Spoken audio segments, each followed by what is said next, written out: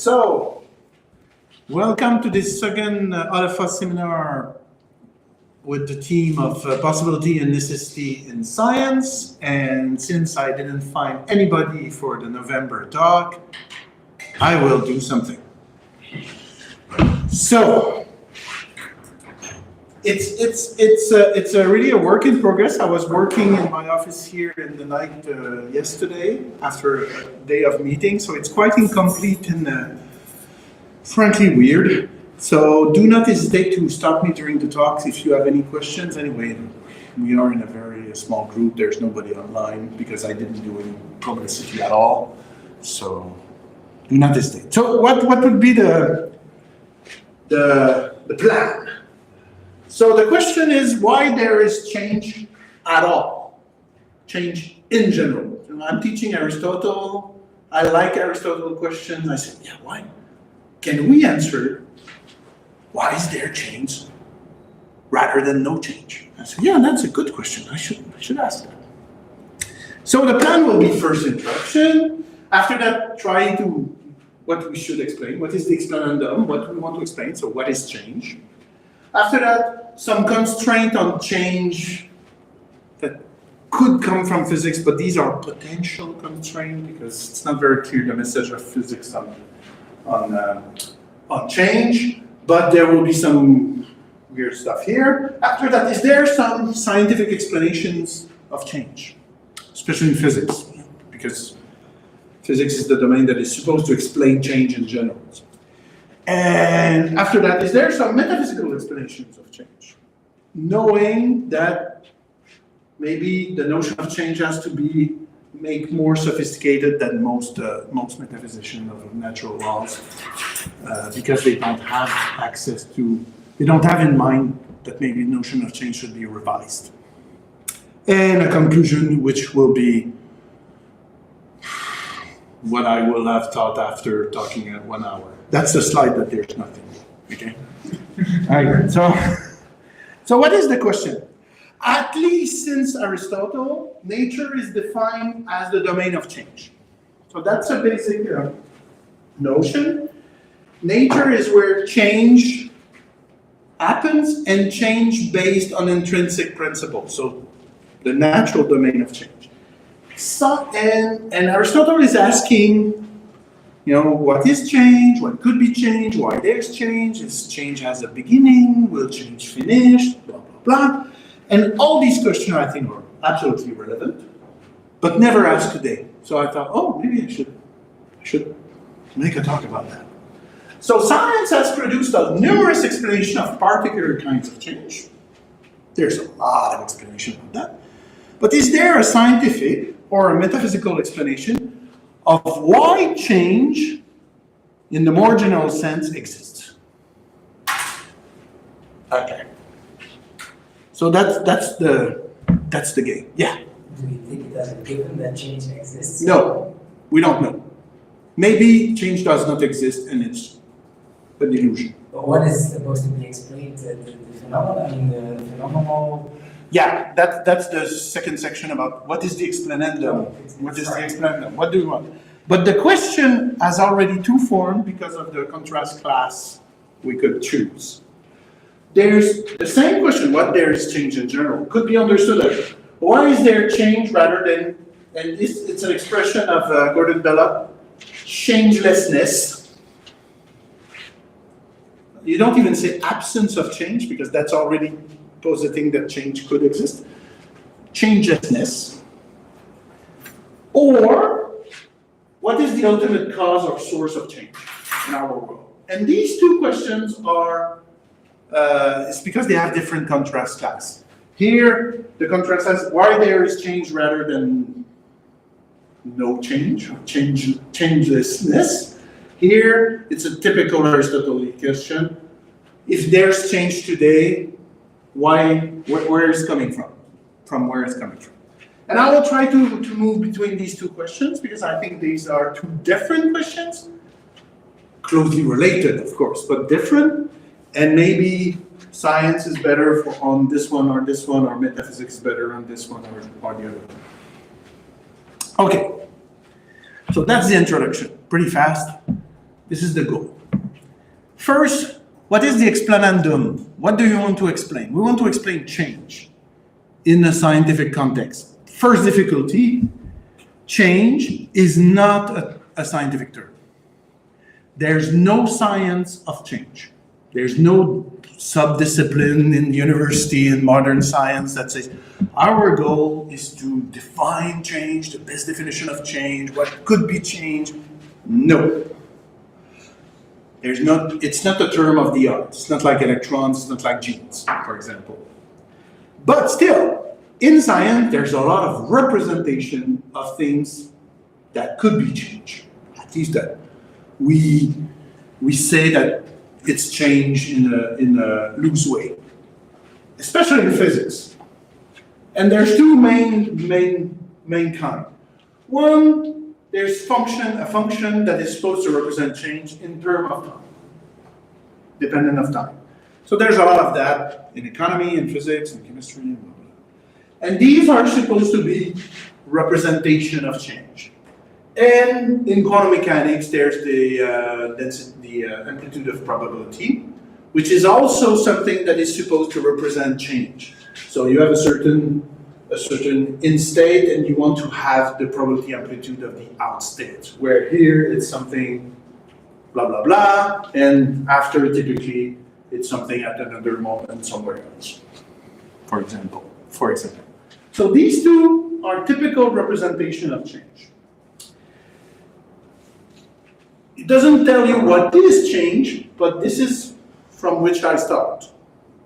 There's one metaphysical conception of change that is pretty close to that looks like it, that this definition particularly fits well.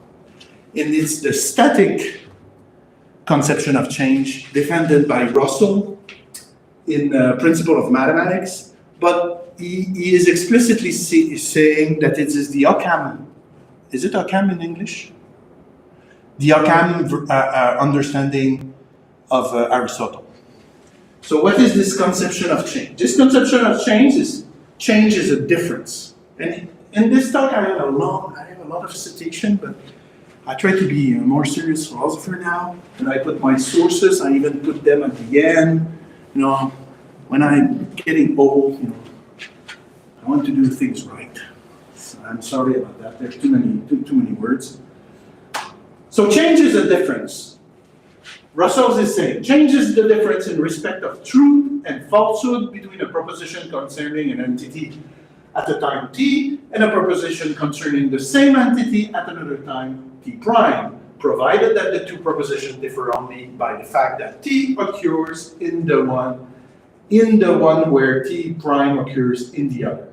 So change is difference in time. A little later, he's talking about motion, movement, a special kind of change, and he's saying, motion consists merely in the occupation of different place at different time. There is no transition from place to place, no consecutive moment or consecutive position, no such things as velocity except in the sense of a real number, which is the limit of a certain set of quotients. So here, you see, Russell is clearly trying to say, this is the perfect representation of change. Because it fits exactly the metaphysical definition. I'm not claiming that, I'm just saying this is one of the that's, I think, the minimal definition of change. If you take seriously that these two things are genuine representation. Okay? But of course, since change is not a scientific concept, it could be defined otherwise. So when science fails, what Alexandre does in each talk, he turns to the Célestien manifest image. So this is always the same slide, just to remind you, the person that do not know what is the manifest image according to Wilfrid Sellers. It is the framework in terms of which man, human being, knows. Man came to be aware of himself as man in the world. It is the framework in terms of which to use an existentialist term, a phrase, man first encounter himself, which is, of course, when he came to be a man. So the manifest image in Sellers, it's an evolving thing. It's not something that is, purely cognitive, the way the cognition of the brain works. It's something that also changed slowly through history because it's the representation of the world where we see ourselves in the world. So the primary entities of the manifest exchange are persons, or agents. Yeah. It's not persons, it's agents. It's not the same. But here he's saying persons. No, he's saying person in the text. That I can show you. I think it's better to say agents. Okay, today. So now I put the person because it's an homage to Sellers, but you're right. It's the agent. It's an entity that can position itself in the space of reason, an entity that can plan action according to reasons, certain reason, not the reason, the rationality. So we can have bad reason to do stuff. And so if the basic entity of the manifest image is its agent, and these agents are engaged in action, in plan, and plan could be constitute of different action. Action can form a cohesive plane aimed at achieving a specific goal. In this context, each action within the plan serves as a unified component. So there could be many actions in a plan, but each action, in a certain sense, is one. If we abstract from that a conception of change, we get a notion of change as unitary. For example, in the case of a motion, all intermediary position between the beginning of a change and the end are potential and not actuals. Because a motion, as an abstraction of action, is unitary. It's close to how White read Aristotle, in claiming that a continuously moving body is at such a position only potentially. Aristotle is simply saying that there is a legitimate sense of the model could, for which it is true that to say that the body could have stopped there, but in fact did not. Okay, so if you see change as an abstraction of action from the manifest image, change, a certain action, a certain change is indivisible. Only in the mind is divisible, but it's not an infinite series of tasks, for example. Okay, so the intermediary position does not exist by itself. It's not actualized at any point. It's where the action could have stopped if I had stopped there, but I did not. So it's a model notion. Okay, so we have these two definitions of change. One definition, change as difference. One processual definition of change. I don't know which one is the best. I know that if you're very pragmatic manifest image, you will be more convinced by the processual. If you're philosopher of physics, you will say change as difference is the best one. Personally, they have different source, different criteria of validity. For now, I keep both. Okay? What is interesting is that the processual is often understood as not existing in science and physics, because in physics it's all mathematics, and mathematics is more different. In fact, I'm partly against that. I think in the Lagrangian formalism, history could be understood as a process and not just as a series of state. In fact, in this paper that I present here last year or 2 years ago, this paper, I presented a draft of this thing before writing the paper. I was explicitly arguing that, in fact, the Lagrangian formalism in science is open to both interpretation, not the Hamiltonian one, for example. Okay, but that's just a thing. I just want to say that the scientific representation that we see here could represent potentially both notions. They are just mathematical representation of things. Of course, the difference one is more natural than this one, but you could have a modal interpretation of the function. I like white, and you would say, okay, it's a representation of the thing. Okay, so that's the explanandum. What we want to explain. Want to explain why is there change in one or the other sense rather than changelessness, or if change is one of these two, what is the ultimate source of change? Before going to the explanation, let us see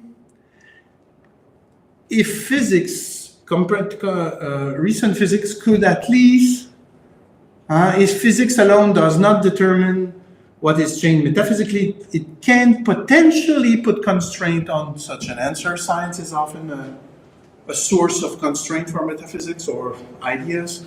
And here I have 4 lessons. Kevin will laugh sadistically for all the talk because he's disagreeing with everything I said. But okay, I have 4 potential lessons. Some could be defended, but 4 potential lessons about how physics could constrain the notion of change. And they are potential because I think they can all be discussed. First lesson, from special relativity, time is fundamentally a local aspect of the world. So time is not something that is not local. Time here, time there, maybe not the same thing. And this is really clearly in Einstein, and that's the move. That's the main move of Einstein compared to everything before about time. And of course, if you have, since time is related to change, it's a way to quantify a certain aspect of change, it would push you towards the idea that change is also something fundamentally local. However, you can compare change at a distance, so relationally, maybe it's not local, but maybe basic change is something local. So that could be a constraint. If my notion of change is not local, I will have to have some kind of explanation. Second lesson, potential lesson. And oh yeah, I forgot to say, the three first come from time-symmetric physics, and the last one come time-asymmetric physics. Because in physics, it's almost separated. There's the physics that is reversible in time, which is usually what people call fundamental physics for bizarre reason, and physics that is irreversible in time. And these two physics develop almost in parallel with some connection, but not as much as you would think. So, second lesson in the time-symmetric physics. It's one of the possible lessons of general relativity, and that could be discussed. If you accept that one of the properties of what we call space-time is that there is such a thing as a substantive general covariance, you don't need to know what it is. This would imply that change is contextual. This is a very debate. This is related to the famous problem of time in general relativity. I hear, so it's why I say it's a potential lesson, because it's a difficult problem that we don't have all the same interpretation. But if you accept that general covariance is a real property that discover general relativity, or something connected to a property of the world, or something that will survive in the next theory, you have a notion that temporal change is contextual. So change, because there's something bizarre with time, the notion of change associated with time will be contextual. What I mean by contextual, maybe you have to have a robust notion of change in general relativity, you need to choose a gauge, choose an arbitrary reference, something like that. So it's contextual. There's no pure change coming from the theory. Third lesson from symmetric time physics. Since I plan to reuse this talk in quantum gravity, where I've been invited for obviously wrong reason, because they don't know I don't work about this subject for years, but they said yes. I wanted to have a lesson from quantum gravity. One of the problems of quantum gravity, it's why I don't work about that anymore, it's that there's no theory that is stable enough to do good philosophy. Even if philosopher would like to talk, yeah, quantum gravity is already there, it's not there at all, unfortunately. But if I have to put my money on I would say, okay, maybe the best version, it would be covariant loop quantum gravity. Okay, we can discuss if you want why I think it's the good candidate, but it's among bad candidates, so we cannot. We don't know. Okay, but if this one win, a possible lesson of this program is that in order to define a robust notion of change, we should consider time not as independent variables, like we see in this in most of physics. It's a dependent variables, independent variables that is the index of change, but as a dependent variables. It's one of the main consequence of this program. And they define change in this bizarre way. We call process, so they don't talk about change anymore, they say process. What happened to a system between initial and final interaction, and this between is not necessarily temporal.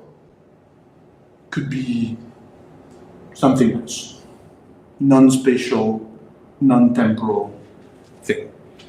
So here, if they are right, I think this is really something important for metaphysics, because we will have to think about change a little bit with more flexibility than just time is what happened when time passes. We'll have to be more, potentially more, be something else. It's especially hostile, I have to say, to the process approach, so to manifest image. Okay, that's my 3 lessons for symmetrical physics. I'm very surprised that you don't ask questions, because it's not that clear. No, I don't say question. Your objection, it's okay, it's better. But the clarification questions, there's a lot of things under the rug. Is there any connection between two? Because I don't know nothing about quantum gravity. So if, for example, if we accept covariant loop quantum gravity, do we accept something from general relativity? Or? Yeah. So yeah, one of the reasons because it seems that free is just loop quantum gravity is based on general relativity. And it's different from the superstring program. The superstring program usually at the beginning they were starting with a Minkowski spacetime, and after that they built gravitation, and after that they say, oh, let's get rid of the potentially of the Minkowski spacetime to have a background free theory. But here, it's starting from general relativity, and after that, we go to quantization. So it's not surprising that there's connection. These two problems are not completely directly connected, but they are pretty close. Because here, what you will get is according to them, it's an emergent spacetime. So the theory is not spatial temporal at the beginning. It's spacetime emerge. So the fundamental theory is not connected to space or time, but not directly. At least according to the people defending this approach. There was Yeah, So I don't know whether this question is useful at this point or at all, but since you asked for it. So there's two things, I guess. First about the definition of process. For them, so you say between doesn't have to be in temporal sense. At least according to them. These words that come after initial and final and interaction, at least, I mean, in my interpretation, they are very temporal. And at least you need some kind of an order. Interaction is going to be something Yes. where it's not going to happen in time or somehow. I don't But see you need- that. Yeah, I agree with you. I think they need an order, or at least some kind of things, a geometrical stuff that will position stuff. Maybe it's not space-time or something. But when you ask them, they have tendency to say, no, we don't need that. That's neo-Kantian, blah, blah, blah.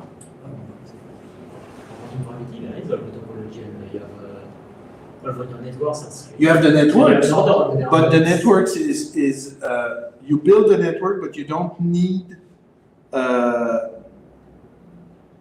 according to them, you build the network, but you don't need to have a coordination to define after and final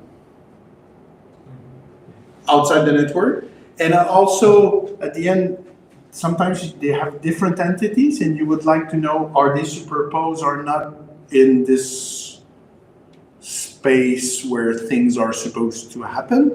And they are not clear about that. But neo-Kantian, looking at that program, they say, oh, that's what's missing, the coordination, a certain coordination among things. But they have a network. The topology of the basic things is a network, discrete network. And my other question that I guess I should have asked much earlier is where you had this this function x of time and the brackets product. So how is this related to change? I mean, is it the fact that you get at several times a different outcome of these functions, or like because they give a number, but the number is not changed, you know? Oh no, it's exactly that. If the function change at each time, Russell would say for the same thing, that's change. If it doesn't, that's not change. That's absence of change. Yeah. Exactly. And it's the same for the bracket, because here there's maybe a time and a location, for example, of particles. And here a time and location, and you have an amplitude of probability, and you don't have a trajectory, but you have before and after. Thanks. Yeah. A bit following that, I have a hard time thinking about change that is not temporal. I agree. Okay. No, but it's why I wanted to talk about the manifest image, because the manifest image, okay, here you will define time through action, because when you do a plan, you need a before and after, because what's the point to do a plan if you already have the result? So the notion itself of plan and action necessitate an ordering that you would call something temporal, or if you don't like time, you call it something else. But you need this ordering. That's the manifest image, and I have no problem with that. What does it mean to have action that are time symmetric? You don't do a plan if you have already, to get ice cream if you already have the ice cream. However, this notion has no direction, because it's just a variation to different, it's just a difference. There's no necessary direction to time in the Russell approach. Direction to change, excuse me. So here it's temporal, but it's not the temporal in the way we think about action and plan, because it could go the other direction. The same function could go the other way.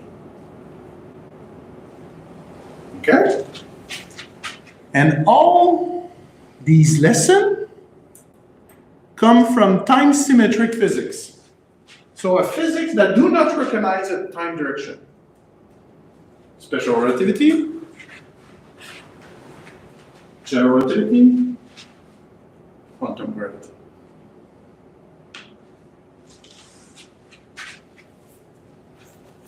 And Max, if you think it's tough to, you're right.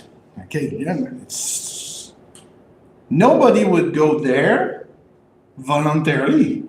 Well, you're making that. No, but it's like the physicists follow a research program and they go that way, but I think nobody would have gone there except maybe Parmenid or which are really Spinoza, weird people, or Buddhists.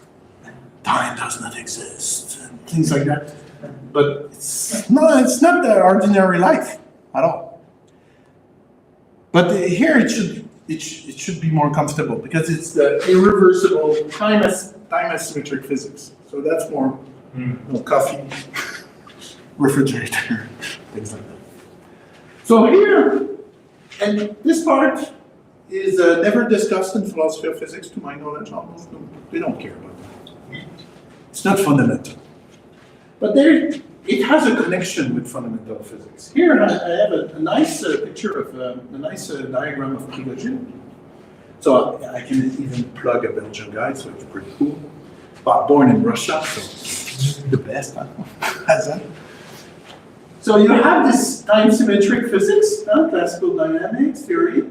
From classical dynamics, you can get through instability systems some irreversible physics, quantum mechanics, through a measurement problem, maybe has some blah, blah, blah. And there's a lot of physics here that is irreversible, especially chemistry, biochemistry, and biophysics. So what is interesting about organisms is that they are systems that fight against entropy in a very efficient way because they are open and they are not closed. And here, when people discuss about classical dynamics, fundamental quantum theory, usually they talk about very simple systems that are always closed. That's the basic notion. You never discuss, almost never, open system because that's too complicated. So you have two kinds of physics. The physics of time symmetric, the physics of directional. Is there a lesson here to get for a change? And here I will quote for a long time Prigogine. So you have these two, a part of physics that is symmetrical, a part of physics that is asymmetrical in time. What is the more important? He says, therefore, the two formulations of the laws of nature, symmetrical and asymmetrical, are equally fundamental. So at that part, you would say, oh, okay, so let's buy both, which would be complicated.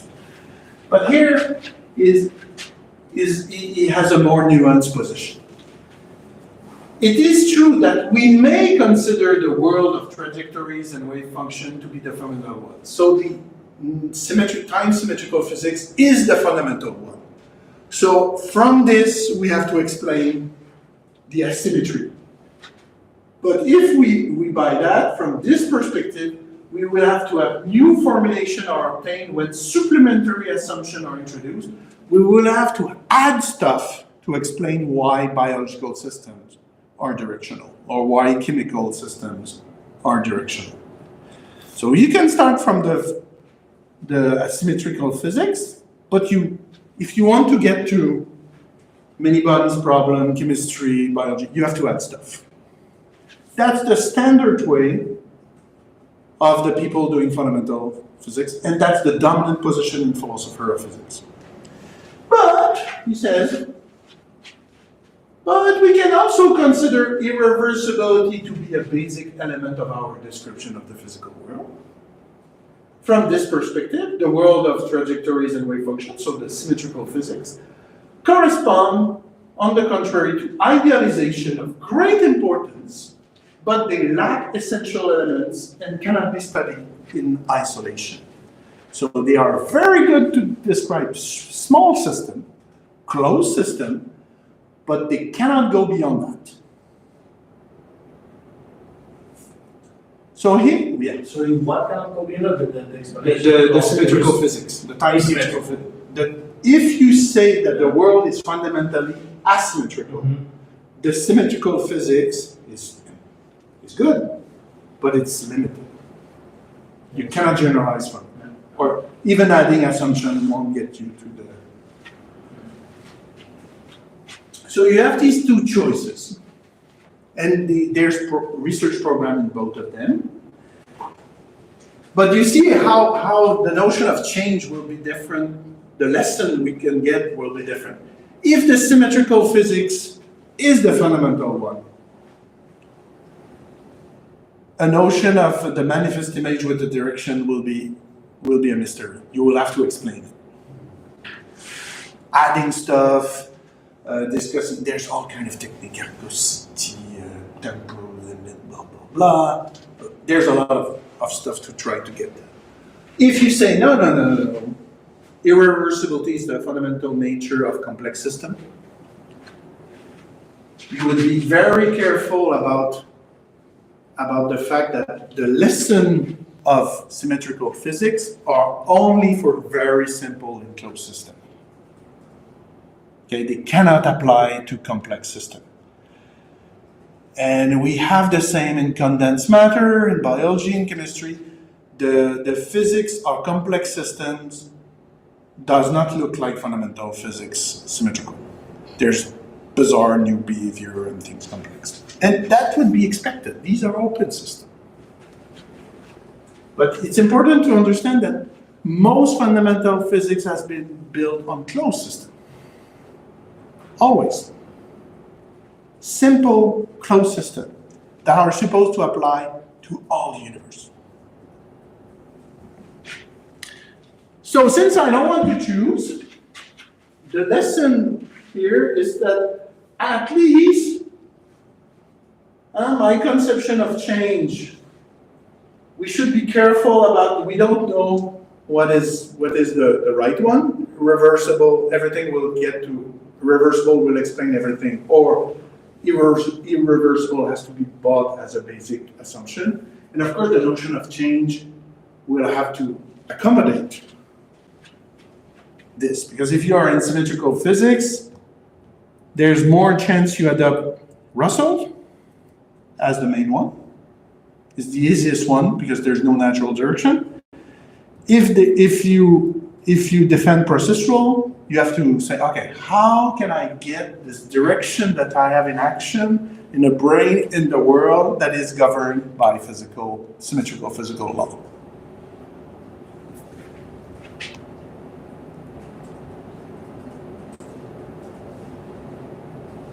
Yes.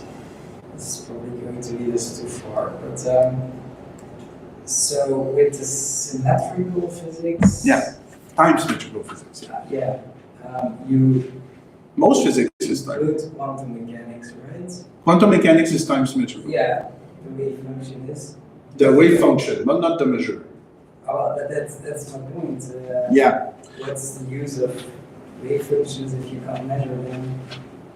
But it's the evolution of the universe. Yeah, but I mean, Okay. Yeah. these probabilities have to Okay. be used, otherwise. Okay. If there's a way to get it, okay. The Schrödinger equation is time symmetrical. All the basic equations. Okay. So the physics could go that way or that way. If you want to say there's a direction in the measure, so the measure is a process that is asymmetrical, you say, that's the source of asymmetry. It's in the measure, and after that you have to solve, is the measure something in the world, something in the mind, something. Okay. But you can build a concept of measure that does not break the symmetry easily. For many worlds, for example, of course there's a direction in many worlds, but since the measure does not collapse anything, because it's just expanding, you keep most of the property of time symmetrical. It's just that you have a branch identity, so you have to develop a logic of branch identity, like Conroy developed, for example, in our work. That's a cool case of change, no branching. Unless you branch in both directions. But locally, it's time symmetrical. But globally, it's not. So they say we keep the time symmetrical anyway. So each branch at any moment is completely time symmetrical. But you get the asymmetry, but from the point of view of outside. Because inside you don't see it.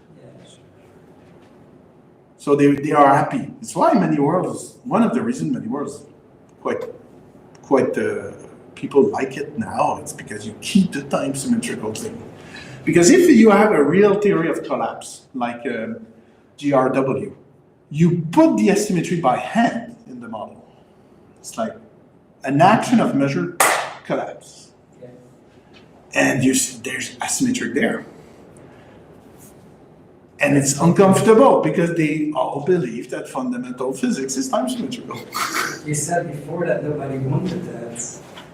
They don't want that. Nobody intuitively wants time symmetry. It's because they're forced to. Yeah, but it's like more but now it's the dominant position. They didn't took time to get there because Newton physics is already time symmetrical. But now it's the dogma. Okay, and it makes no sense at macro level at all. There's a difference to say, oh, this chemical reaction is going in the direction because of the catalyst, which is obviously directional. Even if there's a little bit of things going the other way, but most of it goes that way.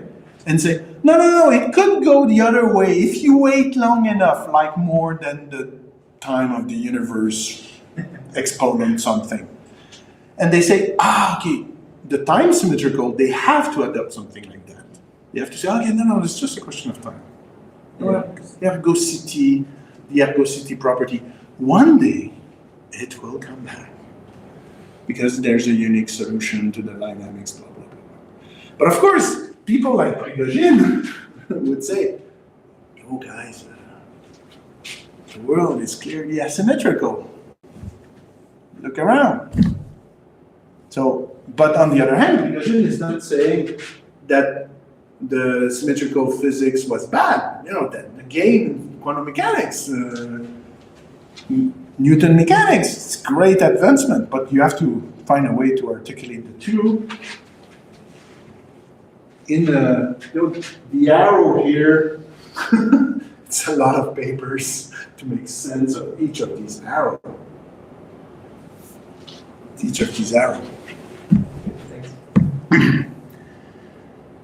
Okay, where am I? Oh yeah, okay. So these are lessons, keep it in mind, because at one point, when I will discuss laws of nature, and we try to see how laws of nature could explain change, sometimes the lesson will come back, and so I will come back. It's maybe not the optimal order of stuff in this talk, and I noticed now. Scientific explanation of change. Oh my God, is it? Did I talk for 3/4 of an hour already? But you have a question. Oh, with the question, okay. Okay. How does it work when physics wants to explain a particular change, like an eclipse? So there's a lot of theory of explanation. Some is deductive, blah, blah, blah. Others is just to postulate cause of things. But most of them will use the same exponents in different ways. Just sometimes they will build an argument with the exponent, sometimes they will exhibit the exponent. And the experiments for a particular change will always contain the facts, boundary condition. For example, for an eclipse, past celestial position or future. There's no natural direction if the physics is symmetrical in time. And at one point, the physicists will always use a scientific laws. Scientific laws, which will be a dynamical laws, differential equation, or structural laws, like special relativity, or something that will have some modal power. And the more I think about it, but I don't have a nice slides to show you, but the more I think about it, the more I think for a law to be a scientific law, so regularities and equations, to be able to explain, you already need to know that this law is defining change. So it seems that you need at least a general notion of change to explain a particular change. But I don't have I have more strong intuition, because someone could say, yeah, some structural regularities, you don't need the dynamical thing. If it's a differential equation with time somewhere, okay, no problem. But yeah, but I think even structural change, to explain a particular change, they need at least to, for this explanation to be valid, it is necessary to assume, if not the existence of time, at least the existence of change. So that's for explanation of particular change. Let's try to use the same strategy to explain a general change in the universe, change in general. So change rather than changelessness. In our explanations, we will have information about facts of the universe, boundary condition of the universe, I don't know what. And still, we will use some structural or dynamical laws. So I don't see how, with this pattern, any kind of explanation will necessitate to accept change before. So that's a strong claim, with only 2 slides that are not that convincing, but I don't see. All these scientific explanations, at least to me, of change, inherently assume the existence of change itself. So at most, these explanations help us to understand one type of change rather than another. Why this change and not this one? Why the universe has changed in a certain way and not in another way, but not change compared to change. They don't say anything about changes. Okay, so that part of the argument is not top-notch, but I think my intuition is pretty strong. I could be wrong. Okay, so the first question seems not easy to solve scientifically. But the second one is much more open. What is the ultimate cause of change? And that is a problem that is exactly analogous to prime movers. So do we have the equivalent of prime movers or something analogous to prime movers in science today? And we have. It would be a change that is not generated by change, so a spontaneous change. And we have notion of spontaneous stuff coming from non-stuff. For example, change could have emerged spontaneously from what can be described as chaos, referencing the concept of order through fluctuation. We have in non-symmetrical physics, we have a lot of concept of order through fluctuation, order from nothing, auto-organization of matter. And these are all change that seems to come from no change. Seems to come from no change. That's the point. The question is, how can we characterize this previous state between, it's not previous, but conditioned state, chaos? Because usually the case where it's some kind of a magma fluctuation that has no direction, a very symmetrical system, so you have conditions for this emergence of order. Is these conditions not depending on the notion of change enough to be an explanation? How can this explanation be made to avoid falling into a vicious circularity? Because if you want something like the prime mover, you have to have something that is not change dependent as condition.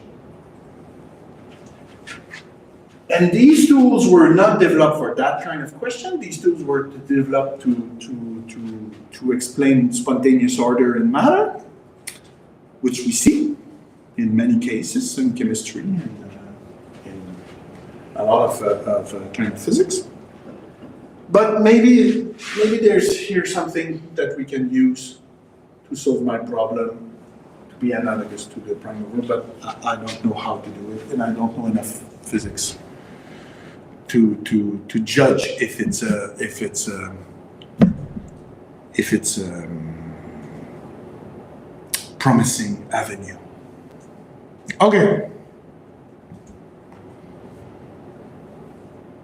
Okay. Now we go to philosophy. Metaphysical explanations of change.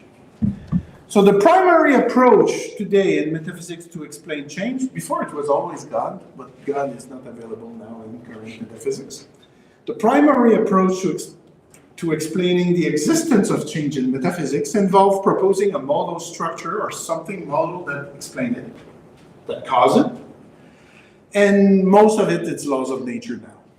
Could be something else, but it's true law, disposition, something that modally create change. So let's look at it. Science seems not, could be promising here, but not really promising for the first question. Let's see if a metaphysician can do better.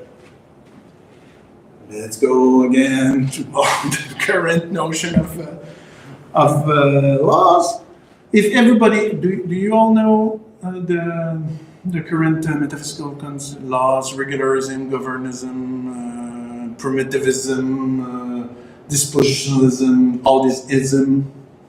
Do I have to explain them? Okay. Regularism. So, a contingent, David Lewis.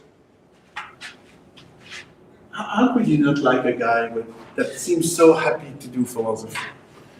So, a contingent generalization is a law of nature if and only if it appears as a theorem or axiom in each of the true deductive systems that achieve a best combination of simplicity and strength. So if you want to use this definition of laws and you want to get something non-arbitrary, you have to buy a lot of stuff, a certain conception of natural property, you have to buy a certain notion of non-emergence, and you have to buy that the mosaic of facts is fixed. You have to buy that there's such a thing as the set of facts, and he calls it the mosaic because it's discrete, according to Lewis. And it's not arbitrary. It's very difficult to make this definition not arbitrary without all these metaphysical, and there's 8 of them, and I didn't want to put too much on the slides, but you need to buy a lot of metaphysical stuff for this definition even to start to work. But let's imagine it works. So you have this mosaic of facts. You build this optimal system, the best system that will describe these facts, or most of these facts. And you say that the axiom and theorems of this system are the laws. That's by convention. So you have a way to describe, in this mosaic of facts, change. Because the law will say to you, these facts happen after these facts, and this facts will generate, is the cause of this facts, once you have the laws. So you have a very elegant explanation of what is change. Change is these laws. These laws are saying, on the mosaic of facts, what is a change? Of course, it's not a processual change. It's a difference change. Okay? But it's change nonetheless. Okay. Problem. Do we need to assume a certain geometrical organization of the facts? Because according to lesson 3, we should not. Because we don't have space-time for free. Space-time comes from the laws. If we buy lesson 3. And how does it work? The contextuality, if we buy lesson 2 of change, this mosaic effect is not contextual. It's there. And it's by natural properties, and only the natural properties exist. So how do we reconcile this position? That is an elegant response to where change is coming. If we buy something like lesson 2 or 3, contextuality of change and possibly time as a dependent variable. And here we have a very similar problem to the problem of Nikolai Hartmann, the neo-Kantian in the 30s, 40s, that wrote about how to make sense of general relativity as a Kantian. Because, or you say the geometry comes from science, from laws, but you say, okay, but I have to coordinate stuff to be able to say that. So do I need to buy a certain geometry? Not necessarily space-time, but just a notion of geometry a priori to start the work. Second difficulty, if you think that change, the real change to explain is processual, this approach has nothing to say on it. It's clearly not processual at all. Processual change is an illusion in this metaphysical conception. So I don't say regularism is dead. It's just that if you want to say regularism with what I said before, you have to work to make the thing better. Can you show the definition again for a second, please? This one? Yes. There's so many papers to make sense of this because what is it? So the idea is that there is one deductive system that is optimal according to strength of expression and the length maybe of the description. You say it's linguistic. In which language? What does it? How does it work? Okay, I'm just putting aside these basic problems. I'm just raising new problems. Okay?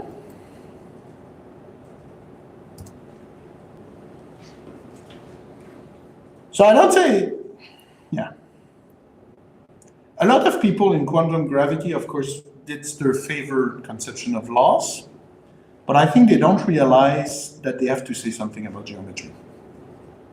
It's the favorite conception of laws because clearly Lewis was influenced by a physicist defending the block universe. So the idea of all the facts are there and they exist not at the same time, but they have the existence of past and present is equivalent. Second conception, unfortunately Julien is not here. Governism à la Armstrong, Toulet, Trotsky. So a law governs this instance. A law is an association relation between universals, so it's a connection between properties. And you have these laws that exist in the world or in Plato heaven, and they govern their instance. And typically their instance is a causal relation. So you have these laws that are fixed, that do not change, that produce causal change in the world. So that's a way to explain change.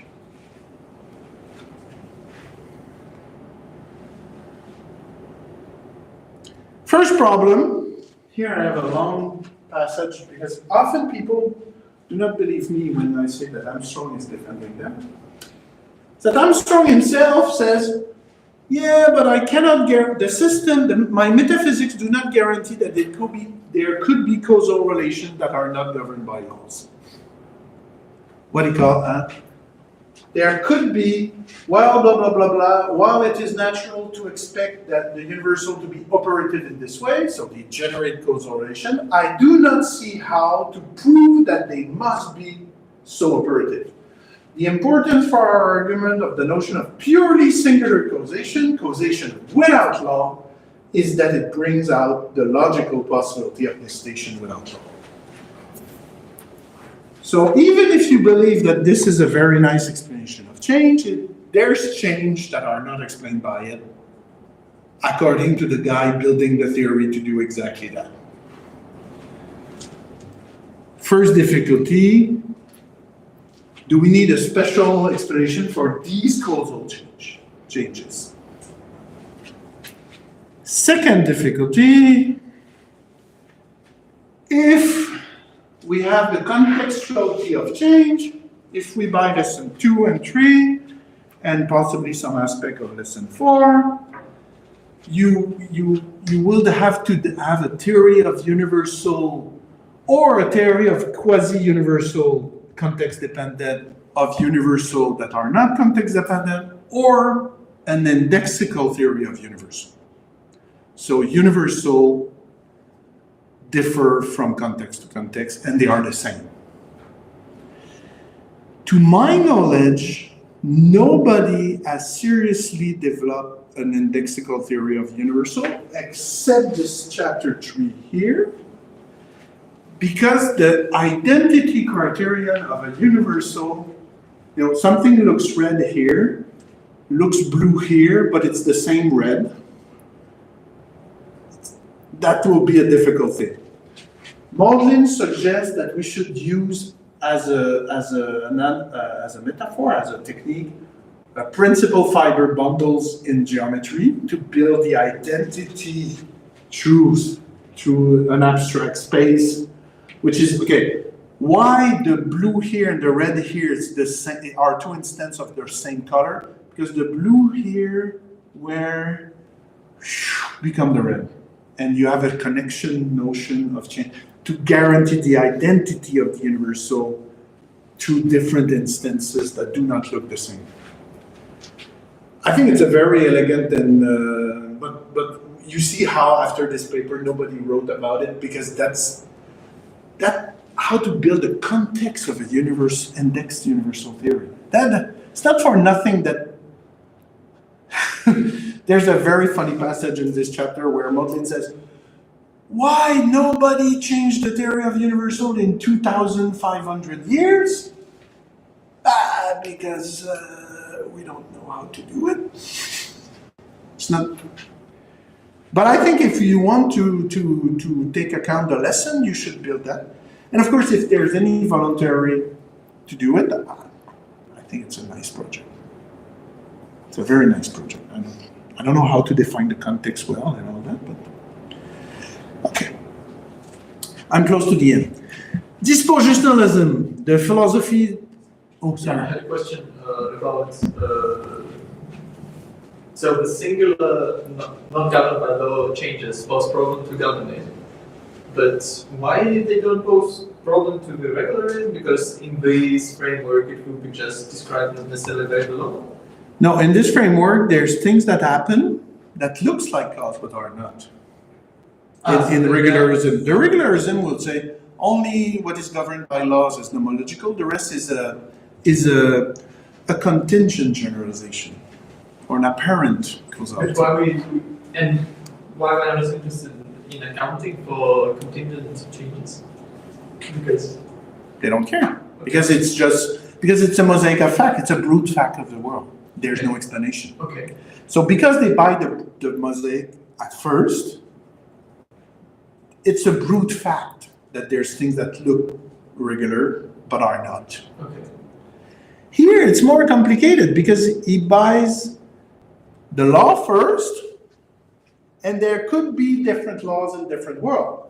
So he needs to explain what is the difference. Just imagine there's two worlds, they have the same law, but not the same singular. You would say, is it the same world?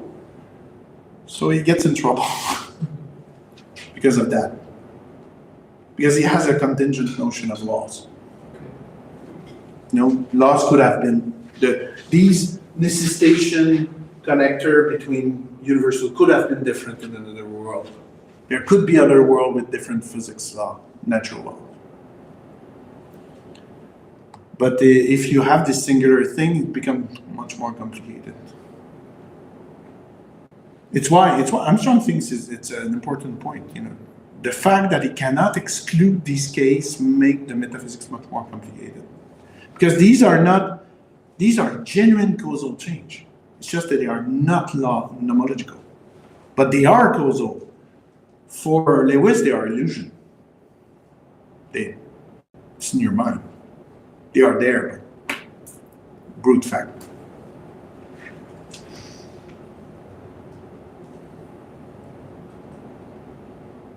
Okay? Disposition. So it's the favorite philosophy of Peter Thiessen. Most of my students are all dispositionalists. I don't know why. They know it's the worst position, but... Okay, disposition. Is that the world is composed of disposition, maybe even mostly essential disposition. Disposition, there's a trigger, there's manifestation, they produce regular change, and it is what we call laws. But of course, we are mistaken. The laws are the effect of the action of disposition. If we go down, we see that the disposition are first, and they generate the regular behavior we call laws of nature. What is the real stuff is the disposition of the world. And of course, with disposition, you have automatically change. So a disposition by definition is a manifestation, unfolds a manifestation when the appropriate trigger is here. So you have change for free. Difficulty. From my point of view, when I want to explain change in general, it's pretty circular. So maybe it's appropriate, but maybe not for my question here. And if we want to take, for example, lesson 3 or lesson 1, how to understand the relation between trigger and manifestation when it's not local, or where it's local but it's not temporal, or is it possible to even understand disposition atemporally, because the notion of trigger seems to be spatial, temporal, or something? Or if you have a trigger that is always on, it does not provide a lot of information. So I don't know how to do that. It's probably possible, but I don't know. On the other hand, you have a nice explanation why there's change, because there's disposition in the world that give you change for free. They are defined as producer of change. So I don't have a lot to say about that. The primitivism conception, which is popular among philosophers of physics, and one of the examples is Maudlin. To the ontological question of what makes regularity into a law of nature, I answer that lawhood is a primitive status. If a law governs a particular space-time region, then the physical state there will so evolve. So you just identify laws to stuff happening, and it's maybe an interesting economical conception of laws, but for my question, I have no idea how to get something about change in general. You can explain change. Why there's change here? I see change here because there's a law acting. Okay, so there's some kind of model stuff, doing stuff. But I don't see how to use it to discuss change in general. Okay. So what did we learn in this talk? I don't know. We'll discuss it probably more after break. What can I say? I say, for 2 things, I can at least try. Okay, I can at least try to that I did something. First, I don't see how we can have a scientific explanation of change in general in the first sense. And for the first, seriously, I don't see how. For the causal, the ultimate cause or the ultimate source of change, I think there's more possibilities in this irreversible physics, but probably not in the fundamental physics of these days. But I don't need, at least we seem to have the tool, but we have to characterize better the condition of the beginning of change, for example. As for the metaphysical explanation of change, since these theories were built to do that, they do pretty well. to explain change. On the other hand, if you want to make them a little bit more flexible for accommodate some of the lessons I put, there's a lot of work, much more than I thought. You have, to build regularism, to make it more plausible, there will be work, maybe a neo-Kantian approach. I don't know. We'll see. Governism, if you will have to say something about singular cause, and you will probably have to say something about index context of universal, indexable. For dispositions, I have no idea what you should do.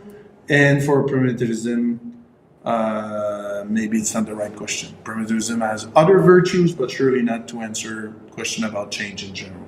It explains specific change, but it has no explanation of change in general. That's it. And these are the sources quote. So I propose a 5-minute breaks before questions and beer.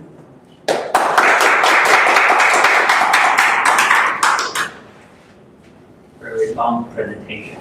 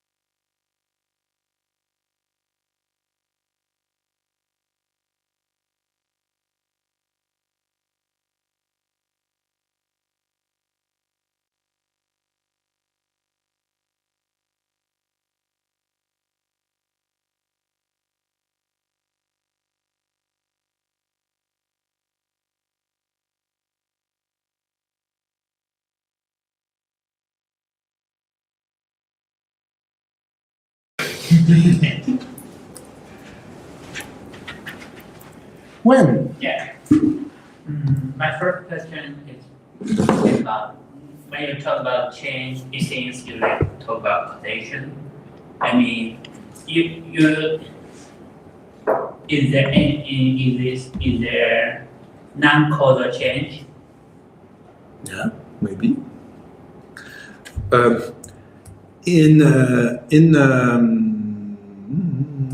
Of course, for Armstrong, change in causal relation are pretty related. But for example, here,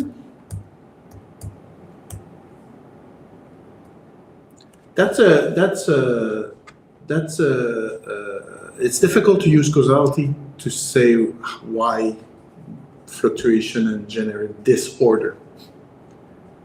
You can maybe map the possible order. You know in advance that the possible is limited, for example, conservation of energy, but you don't have a strong causal claim.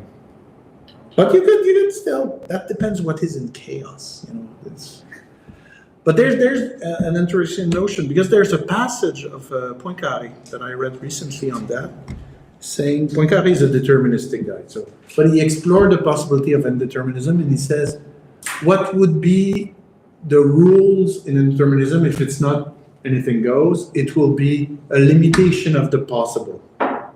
So among everything is possible, only this is possible, but I cannot, the world will choose arbitrarily which one.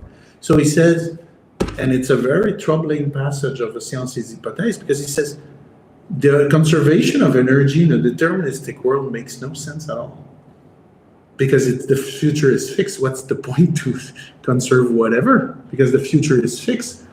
Conservation principles are only meaningful in indeterministic world, which is not. And after that, he argues again. He says, "Oh, I'm going philosophical. I should stop to write." It's explicit in science. Now I'm moving away from science, and I should shut up. And it's written by Henri Poincaré, and it's true that these conservation principles have a value as a constraint of the possible. So are they the cause or one of the cause?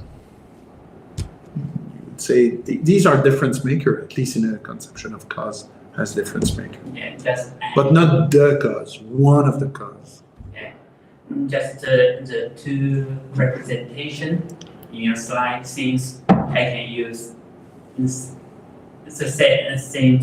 same definition of causation, the Russell's the difference, and the prosexual approach. Okay, okay, what kind of causation? Okay.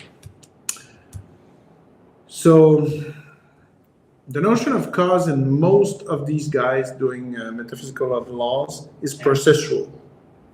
Okay, it's heavier than just difference maker a la Woodward, because but on the other hand, I have to be careful about that. These singular causes are clearly not that case. So you must think in these singular causes as a difference maker. Yeah. But the one he wants to explain is the cause produced by the law of nature, the one that are really pushing the world in a certain direction. I think it's his intuition. Yeah. My other question is, before your talk, in my mind, I understand change is based on Aristotle's metaphysics. A change is a description of a subject. In Aristotle's metaphysics, the substance and the accidents, I'm not sure the term they use, the subject and the predicates. Yeah, but the change is when we talk about change, is a change of something. The subject change. So it maybe, as far as I know, in Aristotle, he described change for subject change is possible. It's because the explain the change is in terms of essential and non-essential properties. When we talk about change, it's because their non-essential property is possible change, while the change list is because of the essential property they are not changed. So it's this is very different from your talk. That just and not this is not question, but it's yeah. No, there's a history of change, and of course in Aristotle you have a subject of change that is the support of what is changing, which is the substance. Yeah. And all these guys try to get close to Aristotle, but without the notion of substance. So you see how Russell says it's a question of proposition about a thing or a system. How do we say it? An entity, whatever that means, not necessarily a substance. But it's true that you have to keep the identity of the entity to be able that this is this entity that change. So you need a certain identity criteria, a criterion, but not necessarily something as strong as substance. When you look at this one, you need also an identity of the change, but you don't need something necessarily as strong as a substance. But it's true. It's the change of something, of an entity, or not. They want all these guys. They want to be between a very limited change, a la Aristotle, and a very open notion of change, Heraclitus or Whitehead. So they try to say, let's be between the two. Yeah. And it's not easy because you say it's in the West it's following facts, or following events. Yeah. So there's nothing that change because the events could be about something else, but it's just a succession of ordering of things. That's Lewis. But still, it's things that do not change, that you order. Or it's a thing that perdure, that goes in the change, and some things you can identify it, it's the same thing that is changing.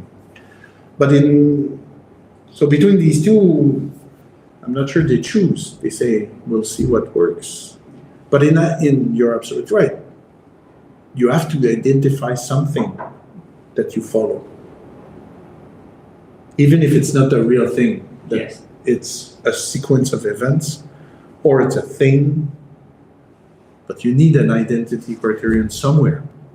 A pure theory of change, how could you modelize that? Maybe it exists, but metaphysically, but it's difficult to do a model of it.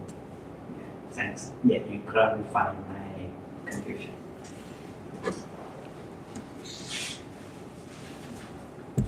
I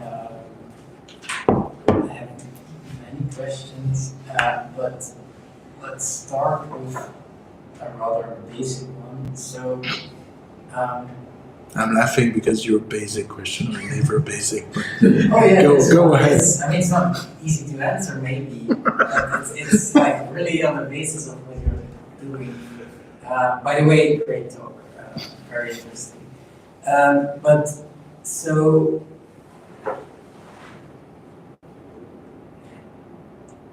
This is a meta question. Why do we want to explain change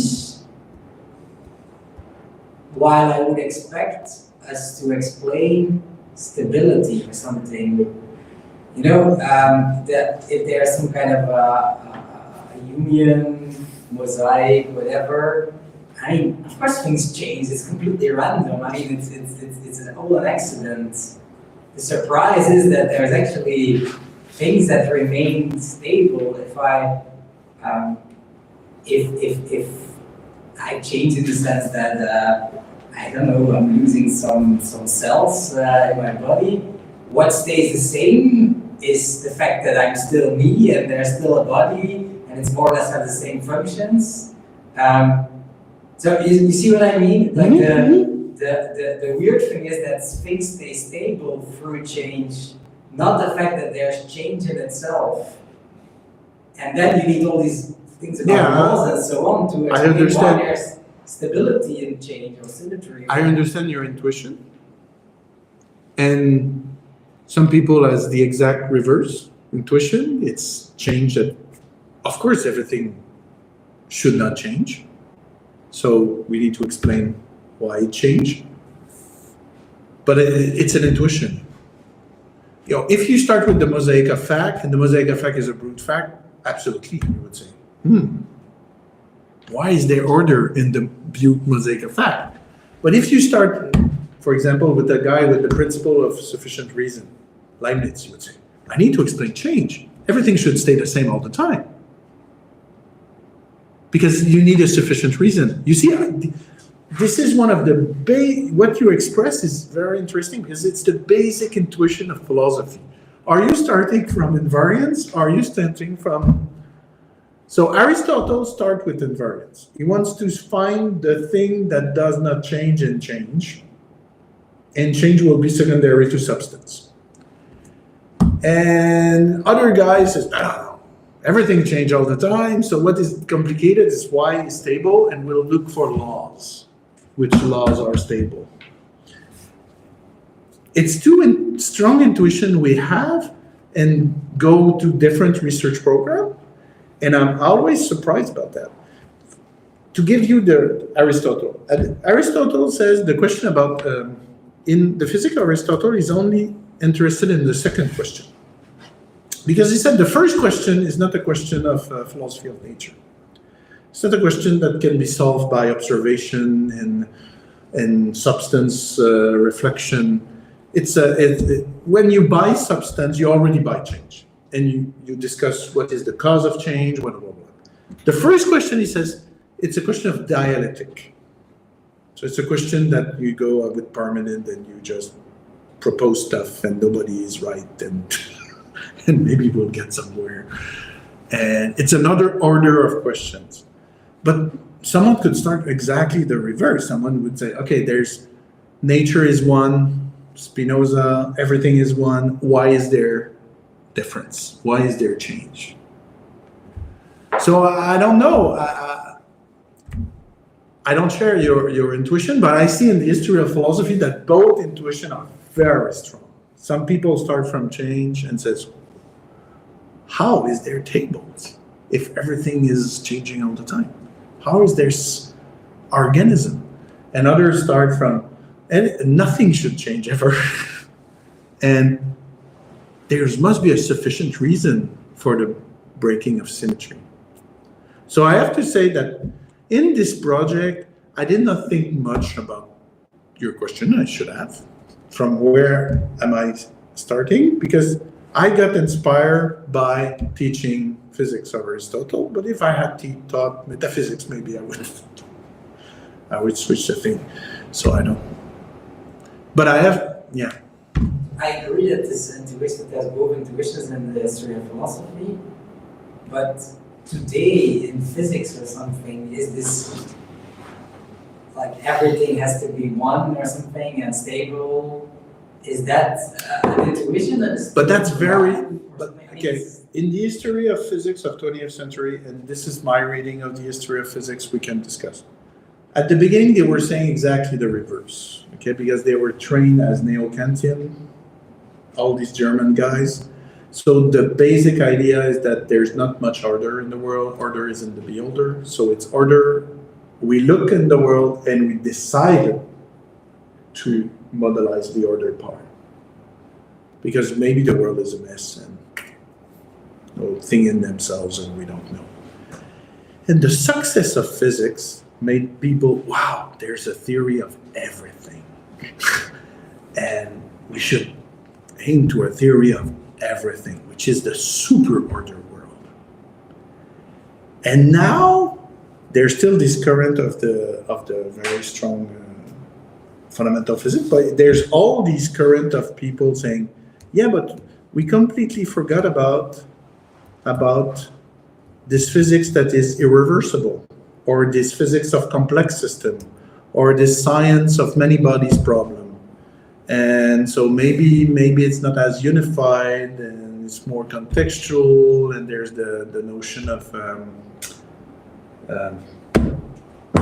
theory, effective theory. So maybe there's no such things as a good order, there's local order. So I think it's a pendulum inside physics. Who knows how it will be in 20 years. If I may contradict you, Please do. I think you're confusing the question of the arrow of time and the question of change here, because the point, the separation that you're giving here is true for the arrow of time, not for the question of do you start with change or with no change, which has more to do with the status that you give to a representation in the theoretical physics rather than do you look at statistical mechanics or at quantum physics. Because all the people, all the non-union working with the past hypothesis and all the kind of stuff, they still believe that there is no change in the strong sense. They just believe that the past hypothesis in cosmology and thermodynamics give you an arrow of change, an arrow of Yeah, there's a branch, you're right, there's a branch of physicists that believes that nothing is invariant, everything is invariant, and you have to explain why the illusion, blah, blah, blah. Or you explain it thermodynamically, so it's real, but it's a global effect. But this is fundamental physics. And it's distinct to what you are saying. But Yeah, it's the symmetrical physics. but it's not going to change, so the arrow. But it's changed too. It's just that they have because you're only buying the processual notion of change. It's difference. For them, it's change. It's difference. Yeah, but it doesn't explain the difference. It explains why there is a start and there is direction. It doesn't explain why there is a change. Rather than the change. Yeah, but okay. So, just to understand your position, would you say that there's a notion of change in Lewis? Yes, there is one. Yes, there is one.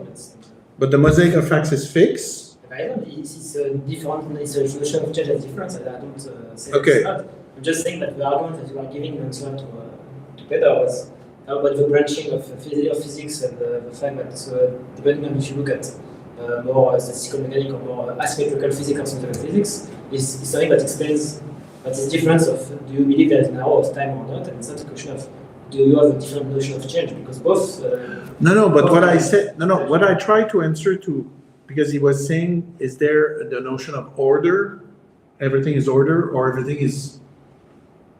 We have to explain the non-order, and I'm saying there's a pendulum between a conception of nature that is super order or a conception of nature that is maybe contextually order, and this is between the two. Okay, if I did not express myself well, sorry, but this is what I wanted to answer to you, that there's a pendulum between, we presume that everything is order in maybe a single conception, or we say, okay, maybe order is local, it's the system I'm interested, or I will look at the order part, but this system could be completely different. Yes, Max. I have two questions. One is very naive and one is very annoying. So I start with the naive. So when I came here, I thought, okay, I'm going to not understand anything for 1 hour, and I thought I was going to hear about entropy. And so I don't know how that fits within, like, in what of those sort of different traditions do you put it? Okay. All that is dominated by entropy. And when you do, you can even now have microscopic entropy as a quantum operator. So there's entropies hidden there. Okay, because I mean, as a complete sort of naive on this, I thought, well, as the ultimate cause of change, it seems to be entropy. No, it explains but thermodynamics of society. Absolutely, that's the choice here. That's the choice here. So, or because pretty clear here. Or you say it's the fundamental physics is the time reversal one, but of course we don't see reversal one, so we do a statistical blah blah blah entropy. Boom. I get at macro level. No, it's boom because to my knowledge, there's no way to do that well. Okay, there's people working for years and years and years to develop, to try to get an irreversible process from, and no proof is really convince everybody. But they do that, okay, and the entropy will be one of these supplementary assumptions to get to the irreversibility. Or you do like Prigogine himself, and you say, entropy is a fundamental notion.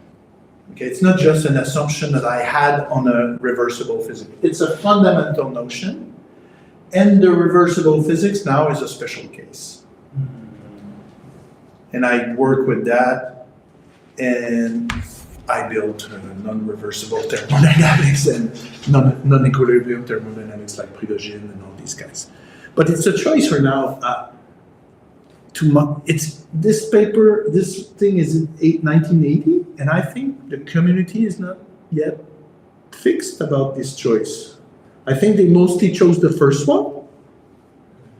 On the other hand, there's a lot of people working condensed matter physics that would say they work with models that take entropy as a fundamental, even if they don't say it. All the communities that are doing lower mass hypothesis and press and methane are all working with that, so they're all doing that. The first one. No, they're all working with Prigogine and this kind of ideas. So there is a lot of. But UPrice for a long time was trying to get statistical direction from time reversible physics. Yeah, but that's what you're saying. A lot of people in quantum. No, that makes sense. Yeah, the first one is you take reversible physics and you do. That's was the Boltzmann project. You take time reversible physics and you try to get the reversibility at a higher level. Yeah. Or you accept irreversibility and you say the time reversible is a special case for closed system and simple system. And here, I don't know. To my knowledge, the community did not choose yet between these two approaches, because if they manage to get irreversibility from time reversible, they would say, okay, we win. Today it's still not completely convincing.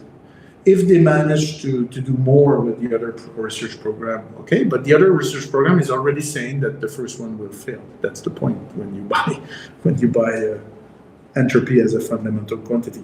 And that's complicated in the community because, for example, Eddington, for example, was saying the main discovery of physics of 19th century is entropy. So we should take it very, very seriously. Most people in fundamental physics would say entropy is not a fundamental quantity.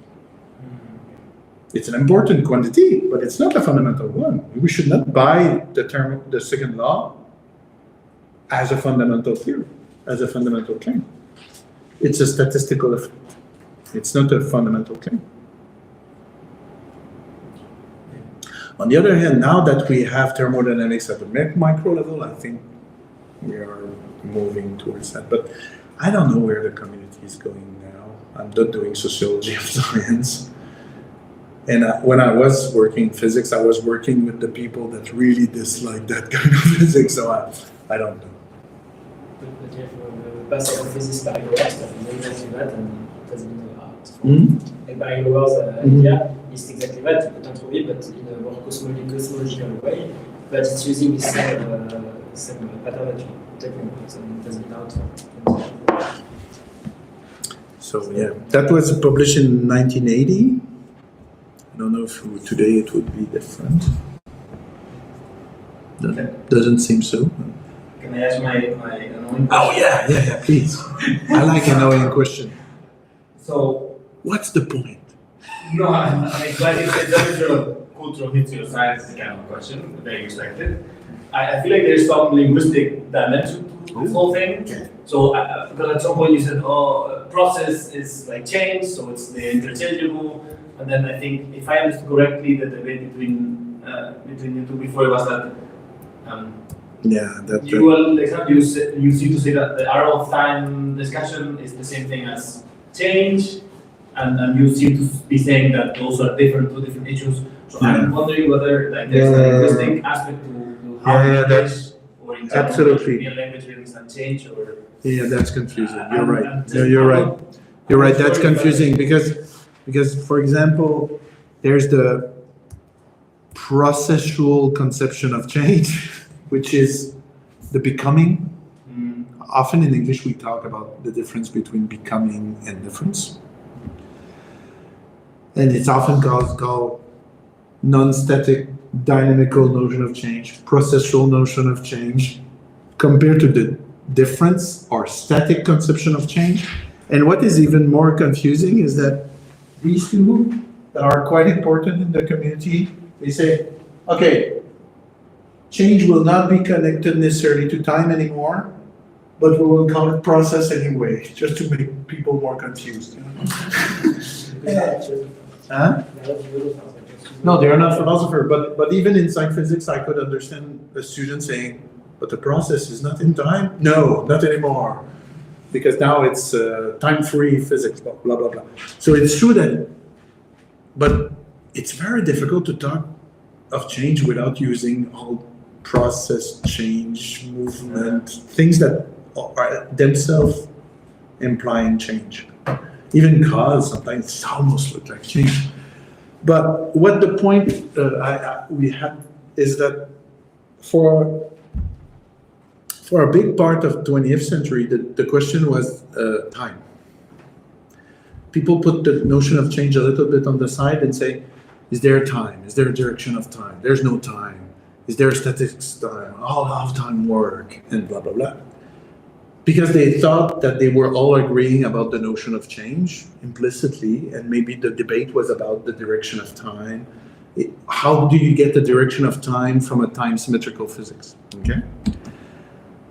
But now that these debates have crystallized in many positions, I think now they have to go back to change. And it's why some people like Roveri Vidotto say, oh, okay, maybe now that we have this notion, we get rid of the notion of time, we have to talk about change anymore, because we still do prediction.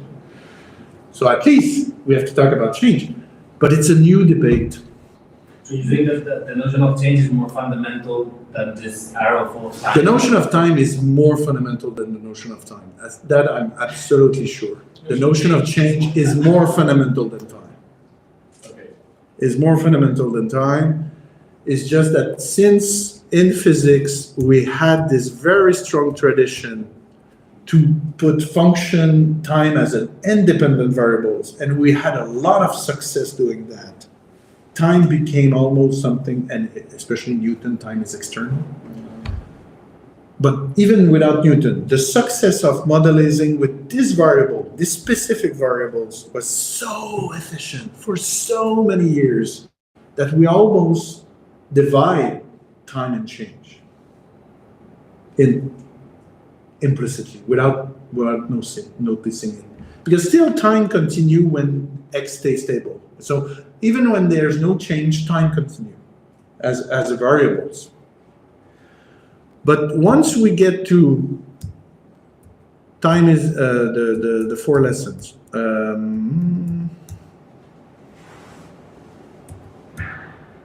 Time is local. What does it mean for change? Temporal change is possibly contextual. Maybe we should define time without change without time. Now we see how we have to think again the relation between change and time. And it seems that people are ready to renounce to time, but not to change. So my guess change is more a certain notion of change is more fundamental. But it was the case in Aristotle. Change is first, time is second in Aristotle. And I think when you read Einstein, I think Einstein is also agreed, because for him, the basic notion is not time, is conservation of energy. That's the thing that is the principle of physics. So it's the process, whatever that is, that conserves this quantity. He even said somewhere, I forgot, I think it was in his autobiography, to exist is to conserve energy. So to be the physics criteria of existence is to move energy. Yeah, thanks. But then that's a good point, because I should be clear about that. Time and change. Yeah. Yes. I think I'm very confused about the very first distinction you made between change as Difference? No. Change as rather than changelessness, and change as being caused by some sort of prime matter. Because when you suggest that maybe this non-equilibrium thermodynamics may have some tools which may explain where is this prime matter hidden, I thought if we imagine that we apply these tools and we solve this problem, why wouldn't this initial state be changelessness? But you seem to oppose the second question. Oh, okay, yeah. Because if it's actually the ultimate cause, then this sort of explanation will not only say what's the ultimate cause of change, it will also say why is there a change rather than changelessness. Because this prime situation, which will be changelessness, no? Mm-hmm. Yeah. Okay. Yeah, you're right. I was wrong. Yeah. If this were, where is it? If this were, it's an answer to the two questions. Okay. But starting from the second. But these two questions, they are just the same questions. Why is there change? It's different contrast class. Okay. Compared to what? But the process could if I have a processual causal notion of change, I have an answer to both questions. A potential answer to both questions. But not to in existence, or why there is something rather than nothing. Not something like that, but not as strong. Given. I have a question. So I start with a couple of comments. First, the problem of classical time that you talk about. That's the issue that I had at last time, and I called you for it. It's not a real issue because the mathematics of Hermann were wrong. So I told you about that last time. So I still believe that John is right. But if the mathematics says it's wrong. But I can send you the paper, but the problem I discussed last time at tips. For the quantum general relativity, quantum gravity, I still maintain that it's not even that if it's right, we'll have metaphysics, but since we don't even know what the data that could support that would look like, it's just meaningless to get with metaphysics of general relativity. So no potential lesson from 3. Okay. Because, if you want to claim metaphysics, scientific metaphysics, as some epistemological priority upon normal traditional metaphysics, you need to have some connection to empirical stuff, and has not even the idea of how you could get that in these cases. So to need to go too far. Something I already told you, but about the plastic hypothesis stuff in scientific physics. And the last stuff, I know about what these discussions, I don't know how many times about this position, why, but because the thing is, you still seem to think that these positions are there to explain change, and they are not. They take change to be primitive, and they are there to explain how change happens. So obviously, if you want to use this position as a way to explain change, you get singularity, obviously. But because it's not meant to do that. But if you had the notion of disposition that is not in time, maybe they could explain change. You could have that if you are believing the essential position, like as the base stuff, that if you believe that the essences were like fundamental stuff, sure, but at least none of the people I know of that still talk about disposition in terms of the question of fundamental essences. They are there to record stuff that change and how it change, but they are not the fundamental essence that grounds the change stuff, right? Okay. So that's why we are all like explaining this stuff. So I think, yeah, if oh, do you have something else? No. Okay, so starting from the last. So yeah, of course, in that form, it's circular, but if they understand relation between manifestation trigger in other way, maybe it could ground change or explain change in the same way that here you have a conception that is not changing, explaining change. So I don't know. I don't know how trigger could be built otherwise, but maybe as potential, pure potential or something. And if you have the potential, you have actualization, you already have. But I leave the door open. People, I think there's more potential to use dispositions to explain change than this primitivism, for example, where it's not done, it's not built to explain change in general. It's just saying that's it. There's model stuff there. But for modeling, if you buy substantialism about space-time, okay, maybe you have even more. But if you don't, it's less. Okay, quantum gravity. I agree with you.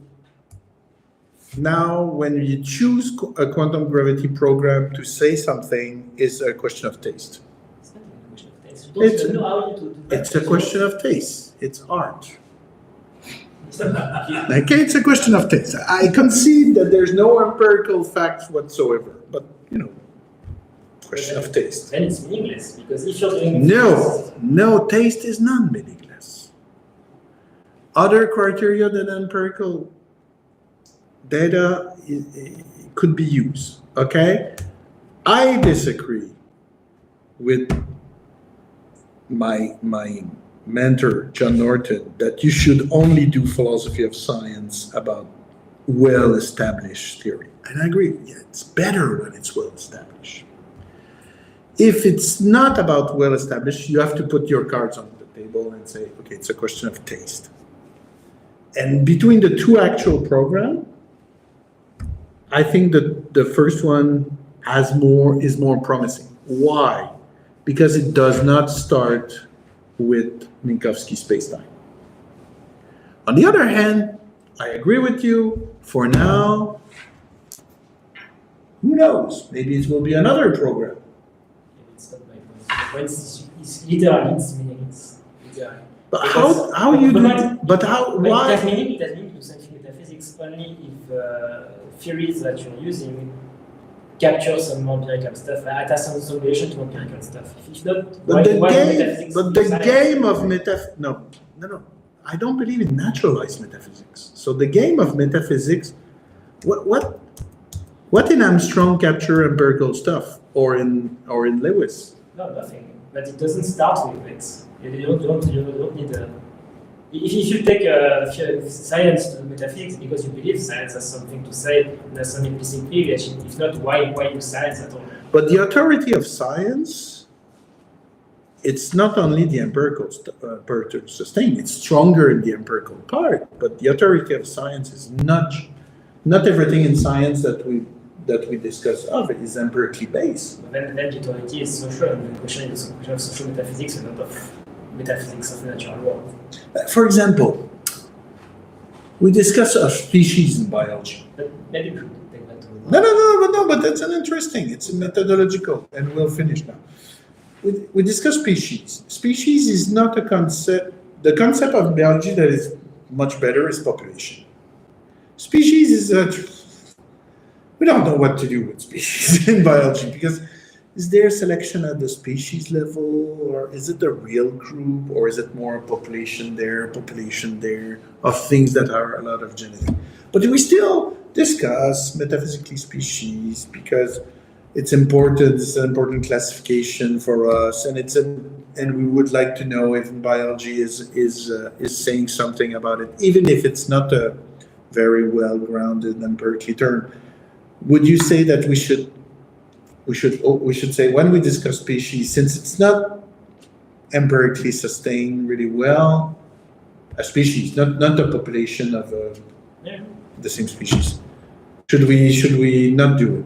Well, you can do it, but the result that you get is the metaphysics of this particular domain. Here you can get the metaphysics of this particular domain, but using it as a constraint for metaphysics that's supposed to capture something that is real in the sense that's out there is fishy. Because that's the issue I have. You can very well do metaphysics of this theory, it's okay. Fair enough. Okay. Fair enough. That's the issue I have. I take the point. Yeah. And I mean, you know, but my fundamental agreement is that you cannot explain change. And actually, you shouldn't go a bit so that you cannot explain change with science because it's not made for it. Science is there to explain how things change, but not why things change. Even if you find the prime mover to explain that the VR ball is moving because it was hit by the Q or whatever, you haven't explained change because you haven't explained why the Q moved. You always go back further and you don't explain change because change is outside of this particular representation. That's the point that change as a concept, is almost transcendental. Yeah, but I would agree with you, but I don't want to limit what is scientific a priori. I want to open, probably science is not armed enough to explain certain things like change itself. But I don't want to close the door a priori because who knows, science always surprised us in the past and change our category and way to think. So for now, I'm claiming that it's limited what science can say about change as a concept. It's quite limited. That's for sure. But I don't want to say it's impossible. That science will never explain change. To me, it's a question of metaphysics. It will never be answered. Yeah, but I don't know what is the very strong definition of what is metaphysical, what is physical. It's linked to the relation to empirical existence. And so that's the same agreement that we have already. So because most of our theory are, and I will close on that because people are tired. Most of our theory are a result of an IBE. With some, we choose our theory using an inference to the best explanation often. Of course, with data, with stuff, but at the end, we choose among the choice and we use our values according to the book we are writing or an IBE. Yeah, that seems, general relativity seems, okay, we didn't test all general relativity, we test just a book, but it seems coherent, seems to work. And IB is the main tools also of metaphysics. Yeah, that's why. So they are pretty close. Yeah, that's why when you're doing this very conceptual theoretical science, you're doing metaphysics, you're doing science at all. But you a priori limit what is science, and I refuse to do that. No, I just say that they don't have more authority than the philosophers on these matters. Okay. So thank you very much for your patience.